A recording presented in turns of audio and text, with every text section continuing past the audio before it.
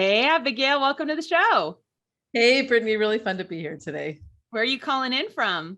I'm actually calling in from just outside of Tel Aviv, Israel, which is kind of a crazy story, but I'm Denver, born and bred, definitely a Broncos fan.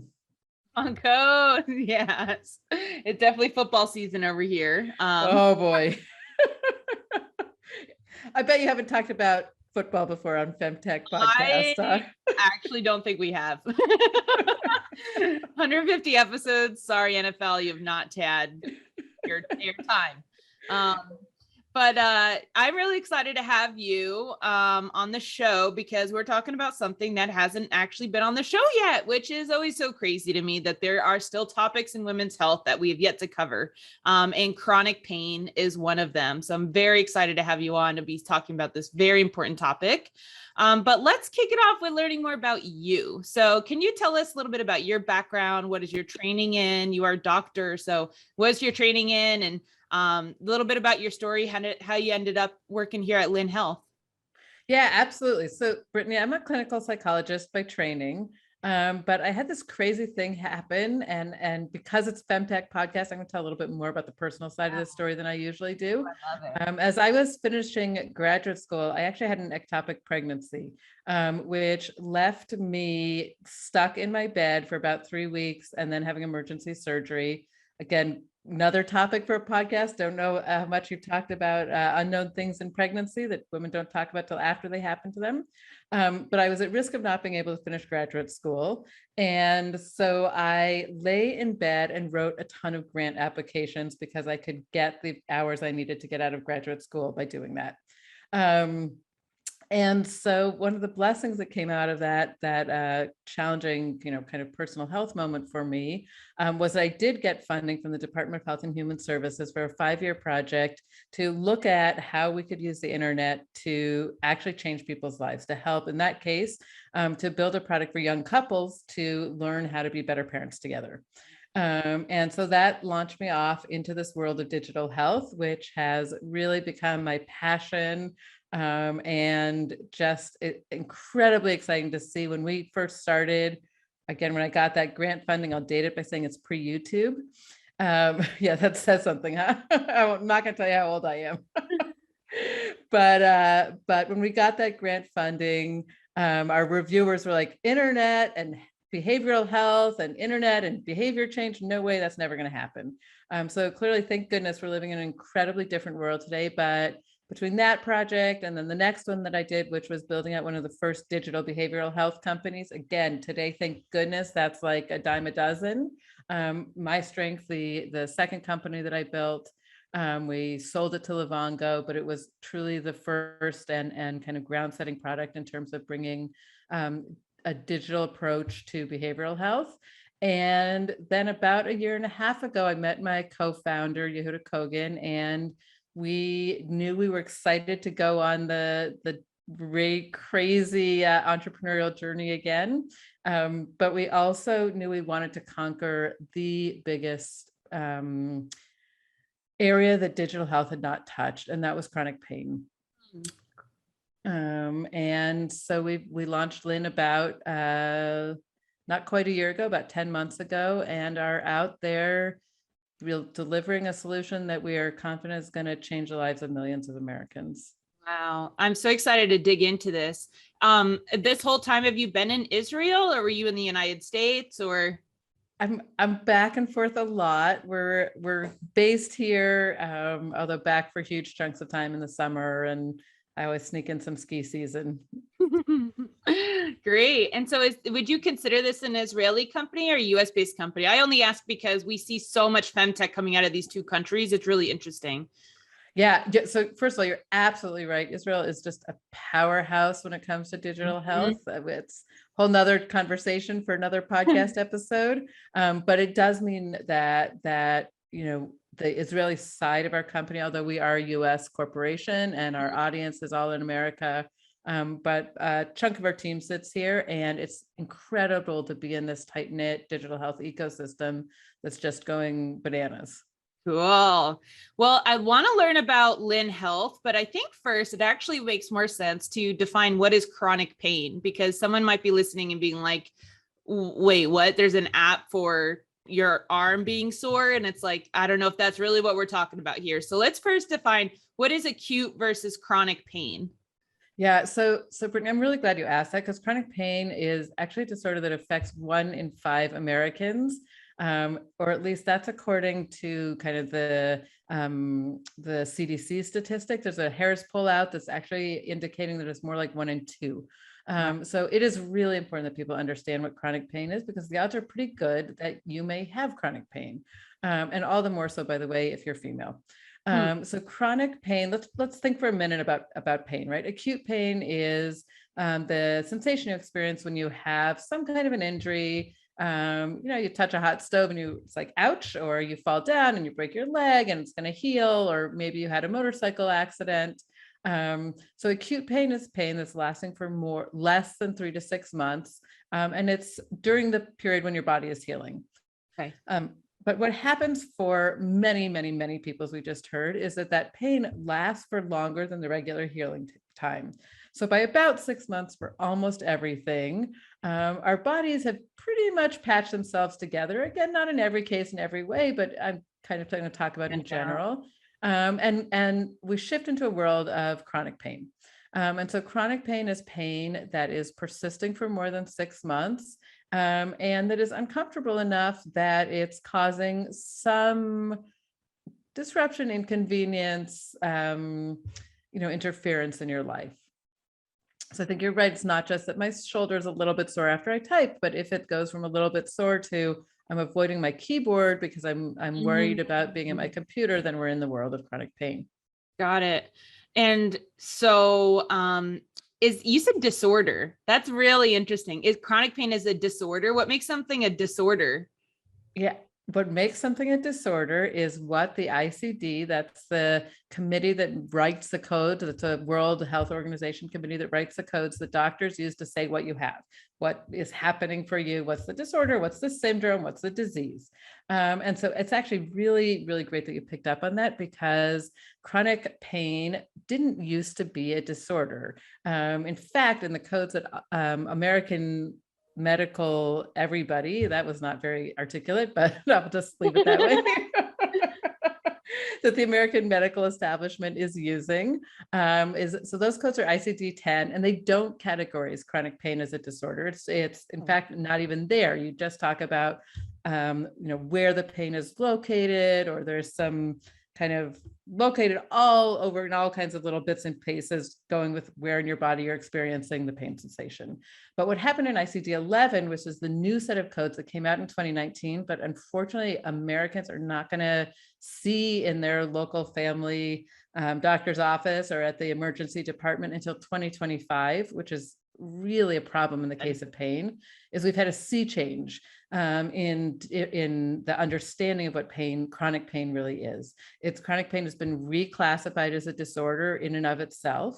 So not something that goes just with where it's happening in your body, but it is recognized that this is actually a place where there is a system that is not working the way it should. And that's why we call it a disorder.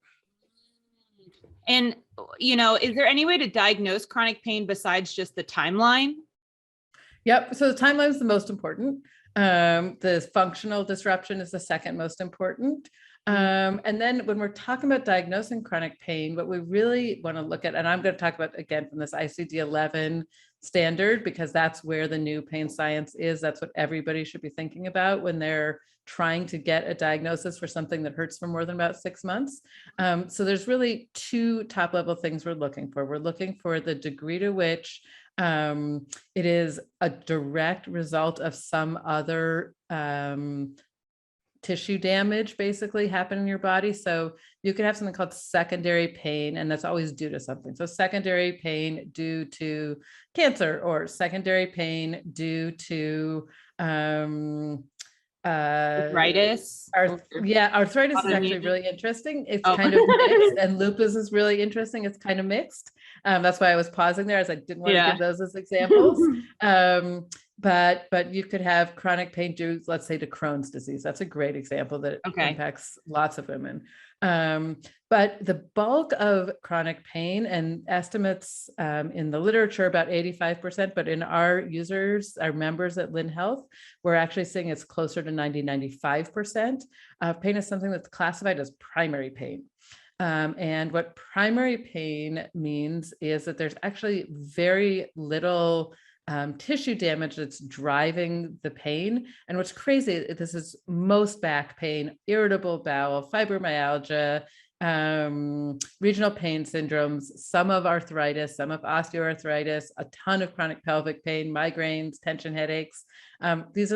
All of these fall under this chronic primary pain diagnosis. So let me just pause there. That's just super, super informative. Is the cause of the pain for all those different things the same thing, or is it similar to cancer, where breast cancer is different than colon cancer, different than skin cancer? Is it the same for chronic pain, where depending on what's causing it or where it is, it's all different, so therefore you can't just make one treatment? So that's what we used to think. That is the way that pain has been treated up until like really now. And when I say now, I mean like now.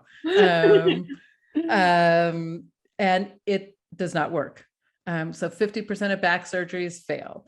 When you give injections or nerve ablations, what we're seeing when we do sham studies. So a sham study is basically you give half people injection that actually has some kind of thing, something that's supposed to help, and you give half the people an injection in their back with saline solution, like basically salt water that does nothing. And the two injections basically work the same. Wow. So that is not exactly a highly effective medical treatment. But so the scientists that were looking at pain, and the researchers and the physicians, have been asking, why isn't this working? Why isn't this working? Like, we must be treating the wrong thing. And what's really come out, it just in a sea change, and you're seeing it in the past few weeks in Washington Post, New York Times, JAMA, just everywhere. All of a sudden the wave has hit the shore, is we're come to an understanding that all of these pain is being caused actually by the same thing. And what is causing chronic primary pain is where you have a signal processing system that's out of whack. And so it's kind of like you got a fire alarm in your house that is stuck on mode, and it gets louder and louder and louder every day. Oh my gosh, I'm on the edge of my seat. I'm like, don't interrupt her. She's going to reveal it. She's revealing what it is. So what are you talking about? Processing issue, right? So, and a lot of our listeners are healthcare people or scientists, but we also have everyday, accountants and bank people. So break down a little bit what you mean by that. Yeah, so I'll introduce kind of some more terms also, just so people who are looking for this will know where they can find it. So for quite a while, there's been a word bounce around called centralized sensitization. And what that basically means is what we've seen now for probably 5 or 10 years, becoming increasingly clear that this is what's happening with chronic pain, is that your nervous system, right? So the way our body collects information from our nerves all throughout our body and sends it up to our brain to be processed. And this, by the way, this is how vision works. This is how hearing works. We have these nerves that collect information. They send them into our brain, and our brain is this incredible machine slash computer slash manager of all of us that takes that information, processes it up, and then spits back out what we're supposed to see or hear or smell or feel. And so in the case of pain, that system gets more and more centralized and more sensitized, which basically means the volume knob gets turned up and up and up. So it's louder and louder and louder, and it stays at that louder amount for longer and longer and longer amounts of time. So we perceive, even like in the case of fibromyalgia, even very light touch, which is definitely not doing any damage to one's body, is perceived and felt in a very 100% real way. And I'm going to come back to that like 20 more times. So I want everyone listening to know that this does not mean your pain. It's not in your head. You're not faking it. All pain is 100% real pain. But 100% real pain is produced in this interaction between your nerves and your brain. And in the case of primary pain, that processing system has gotten kind of out of whack. Wow. Thank you so much for sharing that. I would love to share a little story of my own. I always like to share my stuff. Amazing. My listeners know a lot you about heard me. my stuff. So when I was growing up, I grew up in a pretty abusive and traumatic and chaotic household. And I had a lot of joint pain, specifically in my shoulders and in my jaw. And at that time, I was like 12, 13, and doctors had just started to hear about fibromyalgia. And had some doctors say, that's what you have. And other doctors say, wait, they said that's phony. That's not even a real thing. But I didn't have Lyme disease. I didn't have rheumatic fever. I didn't have blah, blah, blah, blah, blah. But all these doctors, none of them asked, how's your home life? None of them asked my mom to leave the room and say, how do you feel? Just how do you feel? Yep. But the thing I wanted to bring up here that's relevant is I remember one time we went to like a chiropractor, maybe like we were just going everywhere. And the guy touched my jaw bones very lightly. And my brain was on fire and I started crying. And he was like, whoa. I just placed my fingers on there. Like I didn't press. And I felt so embarrassed because I knew that, but at the same time, it hurt so much. And it felt like my neurons were on fire. That's what you're talking about here, right? Brittany, I'm going to hold you up as our poster child because there's a ton of things in your story that are spot on. So first, you're exactly right that pain is not just about what happens to the nerves, but it's about what our brain associates to that sensation. Another piece in your story that's really, really typical, and this is why we founded Lin, and I'm going to add a bit of the FemTech side to it here. Is that experience of, first of all, kind of being told, like, we don't really know what this is, and we're not really clear if it's real or not real. First, I'm so sorry because nobody should ever have that experience. But unfortunately, for the vast majority of people, and especially when those people are female, this experience is happening over and over and over again, as opposed to people understanding, oh, that's an incredible signal. That means this is primary pain. Brittany, I have great news for you. You have a disorder called primary pain. And the great news is it's one of the most treatable chronic disorders out there. Wow, that is not what I heard. Well, I'm telling it to you now if your jaw ever screams again. But the other piece that's so wise in the way you tell your story is that you intuitively were connecting the stress and the unsafe environment that you grew up in with your pain. Girl, that took a lot of decades of therapy. I did not know that at the time. I'm also sorry that it took a lot of decades of therapy instead of every medical professional everywhere knowing that has to be part of what you ask about when you diagnose primary pain. That's like my biggest issue with that whole experience growing up was that just nobody asked outside of, let's do a blood test. Let's take an x-ray. It was like, anyways. Wow. I feel so seen. And since, it was very interesting. My father moved out when I was 14 and my pain went away. Isn't that interesting? Now I can tell you 1,000% for sure you had primary pain.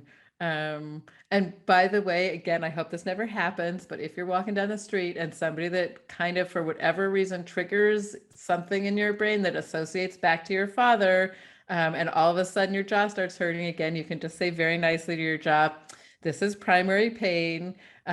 This is a learned association, and I don't know why it triggered back to that, but I can unlearn it. And that's the only treatment that works, but it works incredibly well when you start to unlearn these associations. Well, I think that's a great segue into Lin Health. So how is Lin Health helping people with chronic pain? Yeah, so Lin Health is the only model out there that is tackling pain from this understanding of what primary pain is in a digital health way, right? So it's accessible to everybody wherever you live, especially in America where and everywhere, but where you're looking at 5-month waits to get into a pain specialist, if there's even somebody within a 3-hour drive. We thought it was incredibly important to have a digital first approach so that it's click, click, click, and everybody can get help. Yeah. But what we've done is built a model where as people come in and activate a Lin membership, we first do exactly this conversation you and I did of diagnosing the pain properly and looking at, is this primary pain or is it something called secondary pain like we talked about? What part is the brain's and the centralized sensitization, and what part is something else going on? And then we have coaches who are all pain warriors. They've, just like you, made it through to the other side. They're incredibly inspirational, but they also are incredibly well trained in the techniques that have been proven to reverse primary pain sensations. And so our coaches work side by side with our members every day, based on the knowledge that they have from our diagnostic professionals to help people learn how to turn this pain around. And then I'll just add one last piece that we do, because we know, and I'd be curious if this was your experience, pain often comes with a lot of other things, right? It comes with depression, or it comes with anxiety. Yeah, you're laughing. Oh yeah. Diagnose complex PTSD. And at the time, I also had a lot of GI issues that I thought was just separate. And I also was like a young teenage girl. And so talking about my stool to my parents or a doctor was like not on the table. So they didn't even talk about that. Well, and luckily it was your stool, not pelvic pain, right? Mhm. Or Yeah. period pain, or topics that again are still, it's very, very prevalent, and women are not talking about these pains. Vulvodynia, another great example. But oh, excuse me. But so you're exactly right that for almost everybody, whether it's sleep or how you're eating or how much you're moving or PTSD or depression or anxiety, pain comes with a lot of other stuff around it. And so what we do is we kind of like supercharged our coaches by bringing in an ecosystem of other apps and tools and services and medications and supplements, so that we can, in one-stop shopping, address the whole person, right? So we can actually say, Brittany, what's happening with you? And have your coach anchoring the kind of help and the kind of care that you need, not just for the pain, but for everything around the pain as well. Can you give us some examples of techniques? And also, does Lin Health prescribe medication? Yeah, so we are able to prescribe medications. I will also say the truth of the matter is we generally find over time that people don't need medications because the tools that work the best to tone the pain down are not medical medications. But sometimes it's really helpful because it's helpful at the beginning to have some medications just so like that flare up is a little bit less intense feeling. Yeah. So what are the kinds of tools that help? Basically, what these tools are ways that you help separate the association between fear and pain, because we know that when there's some kind of an association with fear and pain, the pain goes up through the roof. So that's piece one. The second is to bring back into people's lives all of the things that build joy and pleasure. One of our coaches has a wonderful way of saying this. She says it's kind of like if you're in Star Trek and all you're seeing on the view screen out there, you're just constantly scanning the galaxy for bad things. That's all you're going to experience, right? So if you're out there always looking for what's going to cause my pain, it's going to heighten that pain reaction. And so what we do is help people get on their view screen things that bring them joy and happiness and fun in their lives. And then there's some just super specific techniques for how do you kind of help that nervous system chill itself out and be less reactive. Yeah, because, my experience with learning about PTSD, one of the best solutions for me was actually learning about the neuroscience of PTSD. If you can tell, definitely a nerdy scientist over here. But being able to be like, oh, like my brain is in like gazelle mode and it thinks I'm in danger, but it's never stopping running, right? It like always is chronically doing it. So what I hear is, for me, that manifests in anxiety and ruminating thoughts and, whatever, panic attacks, nightmares. But this sounds like it's something similar, but it's the neurons, the nerves in those areas of pain that are just like, oh God, I'm anticipating it's going to hurt. So I'm just going to send the signal ahead of time, even when it didn't need to. Yep. No, Wow. that's exactly right. And what you're saying about education is really important too. So the research is super clear that pain education is a really important piece of the puzzle. And we start with all of our members, helping them understand the science of pain, helping them understand why is there a code now for primary pain? What does that diagnosis mean? Or if they have secondary pain, what does that diagnosis mean? But the research is also really clear that for most people, that's not enough, that you then need a really clear protocol on how you dial this pain down. And so there's a couple that are super effective. One of the ones we've particularly drawn is called pain reprocessing therapy, PRT. So we have a special version that we've delivered that our coaches are able to do. They're not therapists, they're peers, but they are able to do a lot of the core components of pain reprocessing. And so actually, if you want another nerdy science, there's one of our lead clinical advisors, Dr. Yoni Ashar, just had a paper come out in JAMA that showed that these pain reprocessing techniques were able to take people with severe back pain, years and years and years of back pain that was upending their lives, and get 73% of them pain-free within a couple of months, and they remain pain-free at a year follow-up. Wow. Well, my understanding is that pain is mostly treated with things like opioids, right? Which is a kind of a mask to the pain. So let's talk about the opioid epidemic that's happening.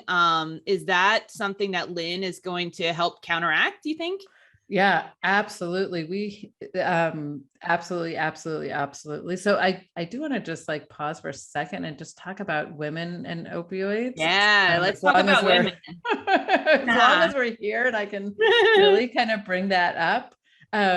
So one of the things that often happens is that women and men are listened to differently about their pain.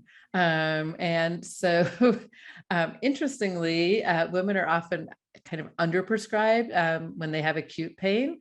So there's studies that are showing, for example, that women are only half as likely to be prescribed a painkiller when they have coronary bypass surgery. And in that case, it's a problem, right? Because in that acute setting, an opioid is really helpful for keeping you from pairing pain to fear and developing long-term impacts. So I say this to say that it's not that opioids are all bad. There's a time and a place for them, appropriately used.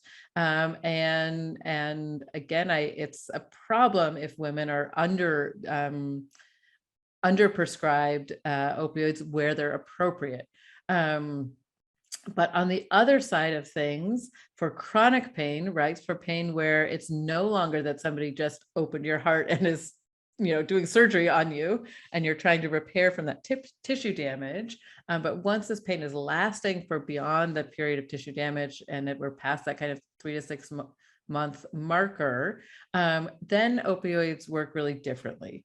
Opioids are really not good for managing this longer term pain. And so not only do they not do a great job of even masking the pain as you go on, as you know, opioids are highly addictive and you start to need more and more opioids to have the same kind of analgesic experience, which is really dangerous. So 8 to 12% of people who are using an opioid medication to manage their chronic pain end up developing an opioid use disorder. And the statistics, on accidental overdose and death are terrifying in our country today. Again, I think I hope that if you haven't done one, it's a really important, broader topic, but just pulling it back to Lin and pain, part of the reason that opioids are being prescribed so much for ongoing primary pain, right, lasting pain, is because there haven't been great treatment models. And appropriately, doctors want to do something to be helpful. Patients have been taught that opioids is what you do for pain, and they haven't had a model like them, so they haven't had somewhere to turn and get a better, more effective approach to their pain. Yeah, opioids is such an interesting addiction because it's not like you have your doctor prescribing you cocaine and meth. Like we have a pretty well established, like those are illegal substances, like here's what's legal. And like if you have a medical professional telling you take these, you'll feel better. It's kind of interesting that it then can overlap into selling of pills and gets really dark and addictive real fast and deadly.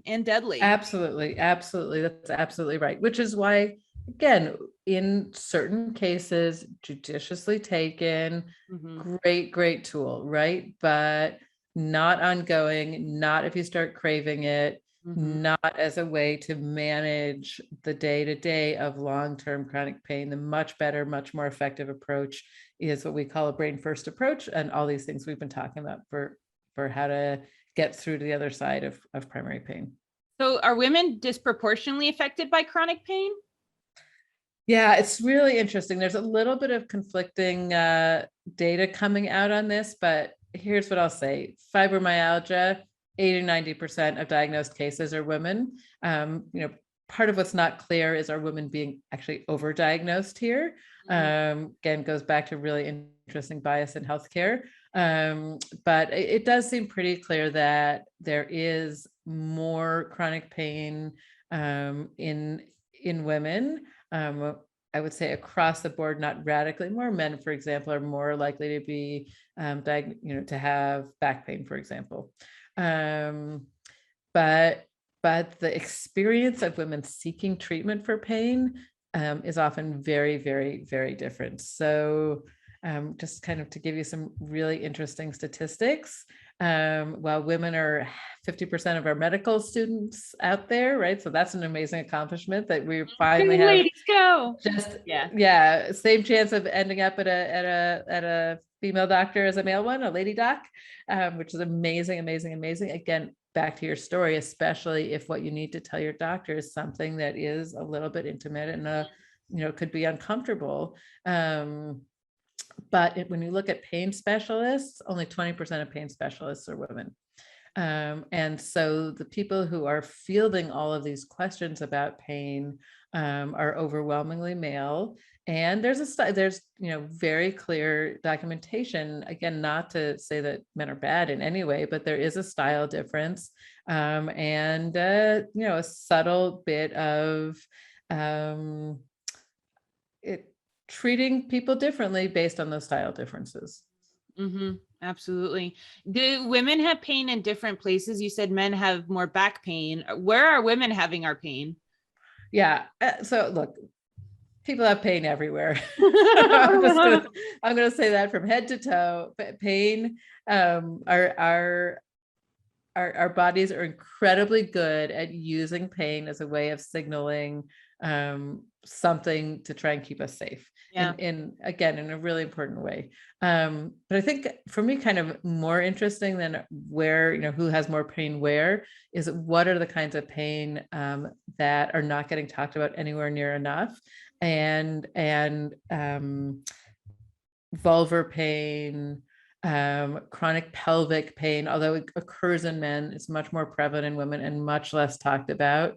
And again, fibromyalgia, and period pain. Sorry to forget one that's so common, right? Women are all the time, oh, it's just period pain, it's not real pain. Well, that's crazy. It is real pain. All pain is real, 100% real. And if you're so uncomfortable, once a month that you can't function, that's pain that needs addressing.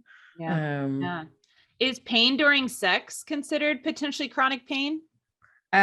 So that's a really, really good question. And another amazing area where pain during sex is so mistreated and so, people are so branded and stigmatized. Actually, we have a lovely, lovely woman, one of our first members at Lin, came in with kind of some other pain complaints, but it became very clear that her primary pain was during sex and around her period.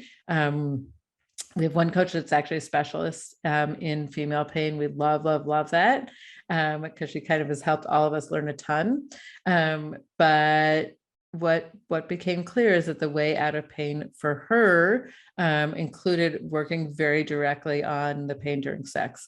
So even though it's not like chronic in the sense that you feel it all the time, and it's certainly, feels like you can point to the trigger, which looks like it's sex, it's actually not. The trigger for almost all painful sex, and I'm saying almost all because there's another whole rabbit hole around menopause and changes in our bodies that happen around menopause. But let's say kind of generally speaking, there is somehow we've gotten a little bit of an association of sex with pain. And once there's a teeny little bit of an association, that just goes, centralizes and sensitizes. And all of a sudden it stops being just a little like, that was a weird feeling, to being full on pain is really, really uncomfortable and then really painful. And then an incredible part of our lives can get lost for women because nobody knows how to help them reverse that in a way that is healthy and helpful. Yeah. Yeah, this is so interesting because, we do talk a lot about vaginal health on the show and talk about, atrophy or, because you had surgery or because you're in menopause, but sometimes it's because you had one bad experience and now you're sensitive, and now your brain is anticipating pain when it may not necessarily happen. And, that bad experience doesn't even have to be a sexual experience. It could be that you just had a stomach ache one day when you were having sex. And so things were a little uncomfortable and you started to associate sex to that discomfort. Yeah. And then again, our brains are these just incredible pattern learning machines. And once they have an association, they like to kind of run with it. Yeah. And then once it does it again and again and again, and all of a sudden you're like, how can you tease these apart? Well, I'm so glad that Lin Health exists. I love this topic. I love what you're doing. This is so important. How can, if our listeners are interested, how can they engage with Lin Health? It's pretty easy. Lin.health. That's pretty much all you need to know. No, really, we really encourage people come to Lin.health, and I'm emphasizing the dot because it's not linhealth.com, it's Lin.health. Yeah. And come in, sign up. We have an incredible customer success and onboarding team that's always available to answer questions. I hope people have learned a ton about pain from this, but it's pretty likely that folks have some questions about their specific situations that they should have answered before we would ask them to actually sign up. But we have great membership plans. People are able to access Lin for less than a copay on a visit with a specialist in most cases. Wow. Well, this has been incredible. We have two last questions our listeners really love. The first one is, if someone wanted to start a startup in FemTech, what's an area in women's health and wellness that still needs more innovation? Well, 8 months ago, I would have said pain. But check. But we've nailed that one. It's a really good question. I think for me, it's not exactly health, but it is on the wellness side. It's around women and knowing how to advocate for yourself in a work situation, and moving towards pay equality. Just flipping kind of the side of entrepreneurship, I'm also an employer, and I see all the time women who come in and don't know to ask for as much as their male counterparts. I'm very proud that I stop the conversation, put on my other hat, tell them how to advocate, and then we go back to the job negotiation. But I think there's an incredible need for women to come in and ask for what they're worth, because you all are worth that.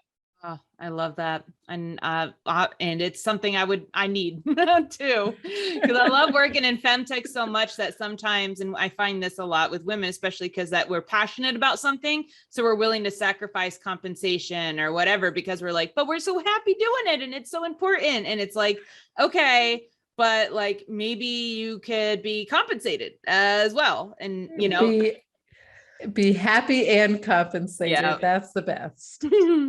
Our last question is, what do you think the femtech industry as a whole needs the most right now in order to be successful? Female founders. I can tell you that without even blinking. It's, there's a center in the town that I live in that was built for women, for women's learning. And they have like a physical building that was designed by women, built for women, and inhabited by women. And when you walk in that building, it just feels different. Like there's lavender scent in the bathrooms, and there's floral pictures on the wall, and it's not like you just walk in and you say, oh, the whole world would feel like this if women were all of the architects and the designers. Like, why do we walk in all these male feeling buildings? But the same is true in health tech and in digital health. So much health tech has a different overlay because it's not being built by women. And the only way to change that is more female founders. Yes, I freaking love that, because I was actually looking at some cannabis startups that are targeting women specifically for women's health. And I was like, oh my gosh, this is what marijuana could look like if it was branded by a woman for women, because it was a look I've never seen before. It was an attitude around it, and, accessories that women actually need and want, and I was telling my partner about it and was like, he goes, no, marijuana is marketed to women too. And I said, wait till you see these brands, you'll be like, oh wait, no, it has never been marketing towards us, for us. Right. Yeah. Correct. Absolutely. Absolutely. Crazy. Well, this has been so much fun. Thank you so much for your time today. Thanks for the work you're doing, and wish you the best. Total pleasure, Brittany. You too.